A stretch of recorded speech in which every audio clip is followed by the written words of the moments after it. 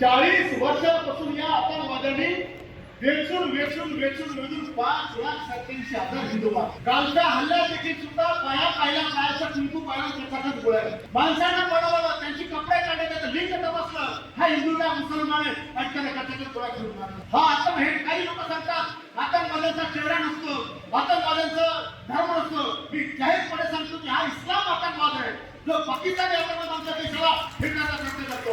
आणि मला आव्हान आहे पंतप्रधानांना की या 26 निष्पाप जीवांचा जोपर्यंत तुम्ही बदला घेत नाही, तोपर्यंत त्या भारत देशाने गप बसायला पाहिजे.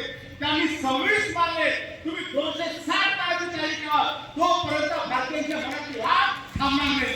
फक्त जे आपल्या देवाला भेटायला जातात त्यांना अशा प्रकारे आतंकवाद्यांनी त्या कुठून गोळ्या घातल्या, लेकरांना गोळ्या घातल्या, नावं विचारून गोळ्या घातल्या, धर्मांतरून गोळ्या घातल्या.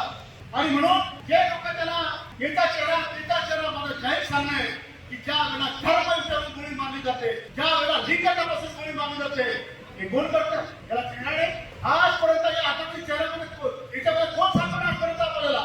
आणि माझं हे सांगणं आहे, कसा आपला पकडा सारा बिर्याणी घरात बसले त्याला वर्ष कशाला बसायचे, जशा आमच्या लोकांना गोळ्या घालताना कसा गोळ्या घालायचे. देशाचे नागरिक आता मरणार नाही, मारायची तयारी आमच्या लोकांनी ठेवली पाहिजे. एवढा फक्त माझे